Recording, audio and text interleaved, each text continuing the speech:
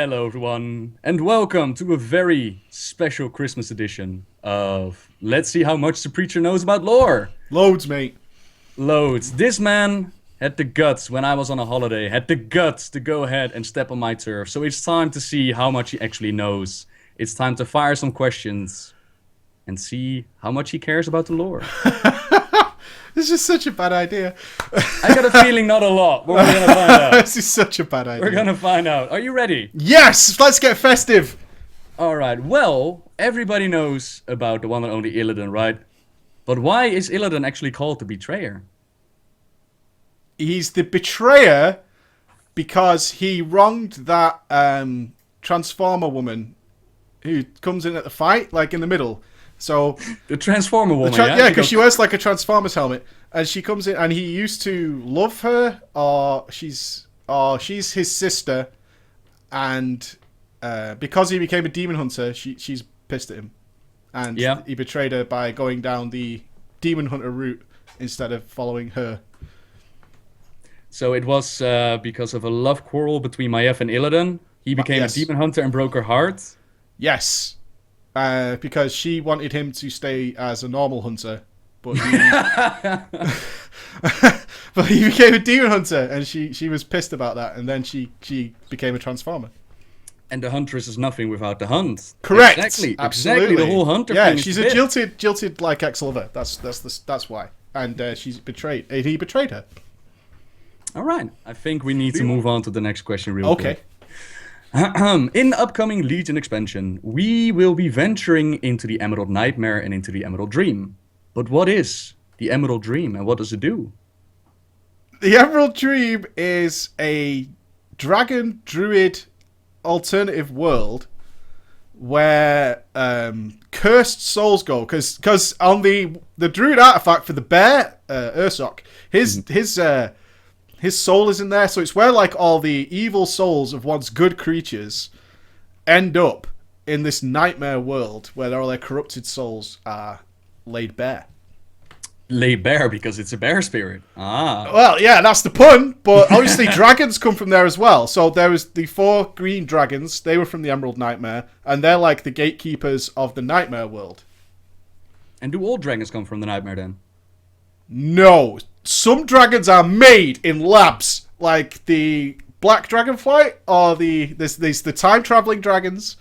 There's the black dragons, the red dragons, which is Veilstraz, and that chick on top of the dragon shrine in that Wrath of the Lich King place. That one chick, yeah. She's not from the nightmare. Alexstrasza. No, they're all different types of dragons. There's blue dragons, but they're not all from the nightmare. But I think that the green dragons, their flight is to look after the nightmare and make sure that people like don't get in, and they take all the dead souls of bad people. All right, and all the other dragons, they come out of laboratories, yeah? Not all of them. No, I don't think. No? Like the chromatic ones are from a lab. I don't know where the red ones come from, but they're life dragons. They're life dragons. The blue ones are ice dragons. And Ice dragons. Dragons. And the black ones are evil dragons. That's what happens if you go evil. You turn into the black ones. Yeah, that's like incredibly racist right there. No, well, I'm just saying Nefarian was a black dragon. He wasn't a good guy. Deathwing, I think, although he's kind of red. He might be a red one. But I think he was black dragonfly. Deathwing the red dragon. Yeah. Absolutely. Well, he used to give life, but then he turned bad. Oh, right. And then they started calling him Deathwing because he took away life, yeah? Yeah. Because he betrayed the red dragonfly and Alexstrasza and Veil. Because Veil's a good guy, because he says when you're killing him, it's like he didn't want to do it. So the red dragons were like good guys. And then you have that thing at the Wrathgate where all the dragons come and they kill bad guys. So the red dragonfly is a good dragonfly, except for Deathwing. He went bad and became Deathwing. I think he had a different name, but I'm not sure. Beautiful. Yeah. Just perfect. Next question. You know the orcs? I know the Orcs. They come in different colors. You got brown orcs, you got green orcs. But why are they green? Or why aren't they brown? Because Gul'dan gave him the blood of Manaroth, and they drank it, and that gave them fell power, because Archimonde said, make them drink this stuff. And there was that cutscene with the Iron Star, and they drank it and became lots of energy, but they turned green and became naughty. And they became naughty as well. Yeah, they became nasty green orcs. Although, wait a minute, hold on. No, that's not right. The green orcs are the good guys. The red ones are the bad ones. Because the red ones in the Burning Crusade in Hellfire Peninsula, they're red orcs. Yeah, so brown, green, red. I think there are even a couple black ones. Yeah, I think the green ones are good ones because Thrall's green. Mm-hmm. Or maybe he's. I don't know. I'm not sure. I think. I can't remember the cutscene, but I'm pretty sure the green ones are the ones who drank the blood of Manaroth and became Fel, because Fel's green, and they're the descendants of those guys. Aha. That's where the green orcs come from. Yeah, I really want to give you the answers as well, because damn. Soon. Damn. Let's keep the flow going. Okay. Sticking to Draenor and the whole Gul'dan, everything that we've seen there, that's an alternate reality, right? This is not our reality. Yes, it's correct. An alternate one. There are multiple examples of characters from an alternate reality. Do you know any of them? And if so, what kind of alternate characters have we seen? Oh, are we saying there's characters in Draenor who... Like on Draenor, we've seen a Gromash Hellscream, but we also had a Gromash in our reality. Now, throughout the lore, throughout the stories, we have seen different versions of characters. I'll give you one away. One example is where Thrall never became the war chief, and he remained a slave. Oh, I thought we did that in Durnhold, though. We didn't do that in our reality, we did, but in an alternate reality, that never happened. Oh, okay. So do you have any other examples? Well, Gul'dan's in both. Ren's in both. Who? Blackhand. Mm-hmm, yeah. He's in both. I don't know about the Arel and the Draenei male who gets killed. That guy. Marad, yeah. Marad, yeah. I'm trying to think. I think alternate reality characters. I'm pretty sure that Medivh was always around. Not Medivh. Who's the guy? Khadgar? The mage guy who makes the portals. He was always... Yeah. He takes us back in time, so it can't be him, because he came with us. And Grom was there, but Grom didn't drink the blood this time. Mm-hmm. And that was a thing. And Archimonde's different now, because we killed Archimonde twice now. So I'm going to go with Archimonde. Archimonde's a different alternate reality version, because we killed him in Hellfire Citadel. And also, at the Battle for Mount Hyjal, where he was supposed to die, that doesn't happen in Draenor. It happens differently. So there's no Don Archimonde. There's only... That's right. Yeah, Archimonde's different in the other one, because it all went pear-shaped. Because, we were supposed to kill Archimonde in Hyjal, because all the wisps come and kill him from Warcraft 3. But that's not what happens in Draenor. In Draenor, we kill him at Hellfire Citadel. So he must be like an alternate reality version of Archimonde. If you say so. Okay. Yeah. I can't give you any answers, so no, sure. That's okay. But that makes sense to me. Mm-hmm. Okay, then this one is a little bit trickier. No way. Yeah, we're gonna dive deep, man. We're gonna go meta right now. We have Forsaken, who are undead. Yes. Right. We have Death Knights, who are undead. Yeah. How do Forsaken Death Knights work?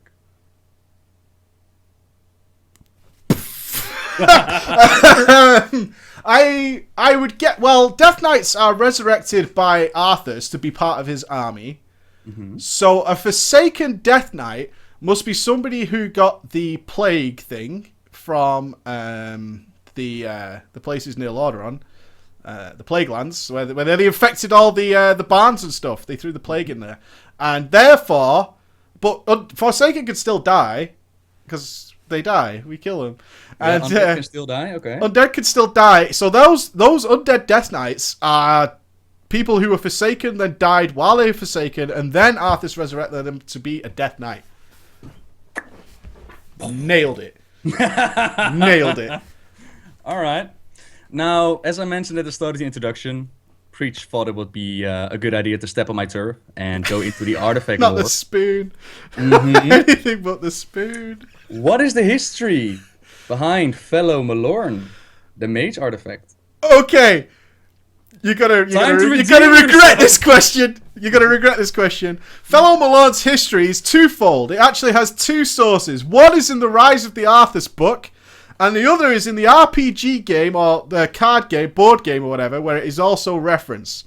Felo'melorn has some information in that book that explains its history. Cashback. And what is that history? I have no idea. My wiki didn't have a clue. It just said that's where it's mentioned. Felo'melorn, what was the story behind it? Oh, all the mage weapons are terrible. Oh my god. It has... Felo'melorn was a powerful weapon used by an infamous sorcerer who had to give it up because he stepped down, and the power of Felo'melorn was so much that it had to be locked away until such time as a sorcerer of appropriate power came along to pick it up and could wield it. Pretty much like Merlin, yeah? Like who can wield the sword and then... Yeah, I mean, he had to lock it. They had to lock it away. The Sunreavers had to lock it away because it was so powerful that if an amateur got hold of it, it would kill them. So they locked it away until someone came along, which is why we get it when we're like a level 100. And how do you explain that Kil'jaeden had it? Because the Sunreavers are part of the Blood Elves, and they, when Kil'jaeden died for the 6th time, merely a setback, they realised that probably what was contributing to his death and resurrection was in fact the power of Felo'melorn. And so that's when they took it away from his dead corpse when he was dead, to make sure that he didn't come back again in an even weaker, more trivial version as a solo boss. That's how it happened. Yeah. Did Kil'jaeden really have that? It's a mesquite. Yeah. I've never noticed him with a weapon in his hand. Okay. All right. Well, sticking with the whole artifact scene. I mean, we all know how you like the Doombringer. I do. Doomhammer. Yeah. Doomhammer, right? For Doomhammer. Yeah. But who was Orgrim Doomhammer? What did he do?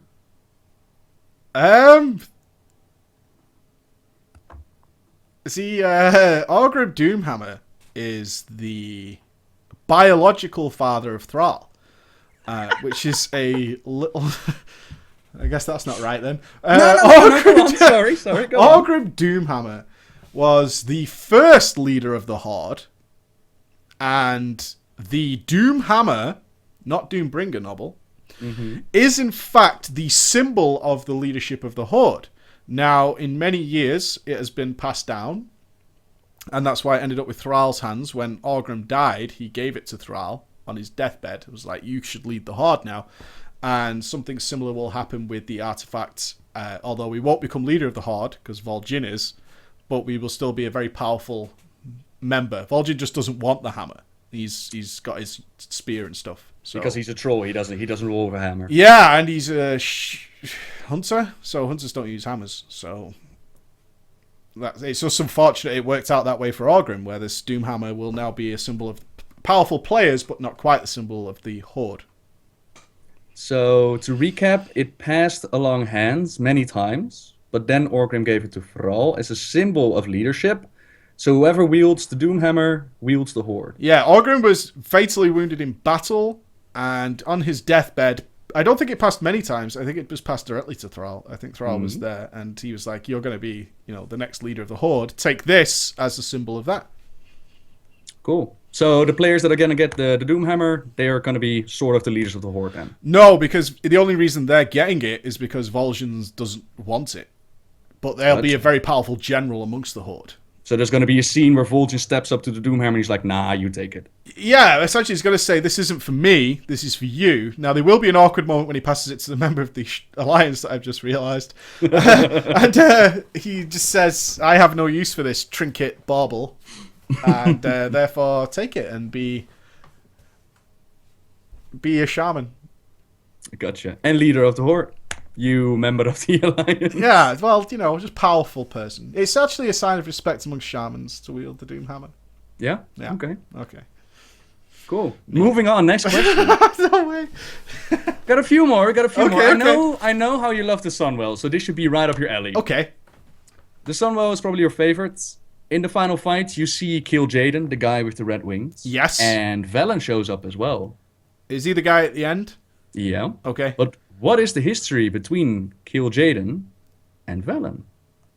Velen is a mage who wants to protect that woman who floats above Kil'jaeden. And he also wants to reignite Muru's spark. Because Muru is a Naru. Kil'jaeden... So at some point, Velen, who's a prophet... The prophet Velen was tending to the Naru... And Kil'jaeden came along and took one of the most powerful and beautiful creatures in the world, Muru, and corrupted him and turned it into Entropius. And therefore, Velen is super pissed at Kil'jaeden for taking one of the most noble creatures, I believe he calls it in the cutscene, one of the most noble creatures on Azeroth and turning it into something evil. And that's... Yeah, so Velen tended, almost like a gardener, to the spirits of the Naru. Okay, and that was the first time Kil'jaeden and Velen met then, yeah? In the Sunwell. I believe so, yeah. He was aware of it. I mean, he wasn't there when... Velen may have been there when Kil'jaeden came and grabbed Muru, but I don't know for sure. But definitely, face-to-face was the Sunwell when we defeated him and freed and reignited Muru's spark. Well, what is then the relationship with Velen and the floating lady? How did that happen? She must be from what I can remember, she's an apprentice. She could hold the power of one of the best mages, and maybe even defeat Jaina Proudmoore herself. Ooh. And so, and she was so pure of spirit, like Muru was originally, that Velen... she was also taken by Kil'jaeden. It was a double snatch. She was also part. Yeah, she was part of Velen's. I'm saying garden team, but it's really more of a caretaker team who was taking care of the Naru. So she was there, and she was apprenticing under Velen to become a very powerful mage. And when Kil'jaeden turned up, he grabbed her and he grabbed Muru, took them to the Sunwell, and then Velen obviously needs to rescue his apprentice because she's under his care, and that's a terrible situation. So what you're saying is that Velen is kind of like the gardener of the Naru, and he has apprentices to help him guard. Yeah, help him guard and to teach. He's an educator. He's a long time wizard who's passing on his information to new and potentially very powerful wizards. Gotcha. Well, it's obviously clear that the Sunwell's your favorite because this answer was easy for you. Okay, it's not my favorite. It's pretty good though. That's not your favorite. Oh, okay. No. Well, I got two more questions for you. Okay. The first one is a little bit tricky. Okay. I got it. I'm on the roll now. I nailed this. Oh, okay. It's all coming back to me. Name the 3 Windrunner sisters, and where are they now? Sylvanas, she fell off a boat. She did. She fell off a boat with that black-haired fella, the king, Varian. 2 more, really? Susan, who is Susan Windrunner. Windrunner, who is actually she's quite happy with the quiet life. She's at home. She's got a nice husband and a few kids, so they're just living the quiet life, probably in Goldshire, I think. And I don't think you have a quiet life in Goldshire, though. I've seen the inn there. I don't think that's how it works. No, it's not on that kind of realm. It's a nice place near Westfall. It's got a beautiful horizon. The kids can play, and the other sister is something's coming to me. Illyria Windrunner. Illyria Windrunner. She's dead. Is she? Yeah, she died when the Forsaken transformation occurred. But Sylvanas survived. Yeah, so Sylvanas was turned into the Banshee Queen? Yes. While her sister died. Correct. Okay. Yeah. Susan doesn't know. Susan doesn't know yet? No, she hasn't told her, which is shameful. But does Susan know about Sylvanas, though? She knows of a Banshee Queen. She doesn't know it's Sylvanas. Aw, poor Susan. Yeah. She likes a quiet life, No comments here. 3? No comments here. These 3 sisters. Okay. Then the final one, and this is a true or false question, so this is very easy. But you do gotta argue your answer. True or false? Jaina Proudmoore is a Dreadlord. No! I will prove this by the fact that one of your fans asked that at BlizzCon and Blizzard said no. Yes! At least I know I got one of them. Wow. At least I know. That's the best argument I could come up with. I saw it in the BlizzCon notes when I was researching. Actually, just the nose, like, oh, that was interesting. Yeah. Is Jada Proudmoore a Dreadlord? No. No, she's not. There you go. You actually did way better than I expected. Oh, really? Yeah. Oh, okay. I mean, there was a lot of things there I just had no idea on. I can't believe there's 3 Windrunner sisters. And I also realized I've been calling Illyria Windreaver for a long time. Since her name was brought up. Because she's in the artifact bow. She's a hunter too. Yeah, but she's dead, though. And yet she gives the bow. Well, she wouldn't give the bow, would she? The bow's just free now. It was carved from a branch. A very special branch. It's not actually got any special powers. It just is a weapon of legend. If I remember correctly. Damn, man. Mm-hmm. Right. Did I do well? Ladies and gentlemen, let me wrap this up properly before we head on to the next section.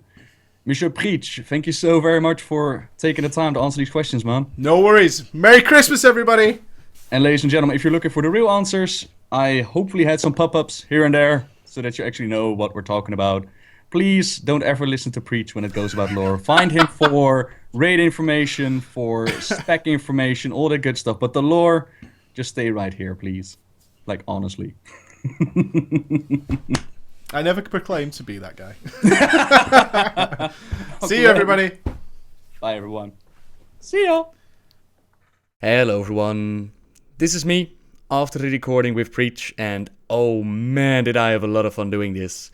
Now, please, when you are done watching this, don't take it too seriously. We just did this in the spirit of Christmas, and we both had a lot of fun to explore areas of the game that we are not that familiar with, because I did do another questionnaire, only this time Preach was asking me the questions about raid mechanics and about things people should actually know about the game.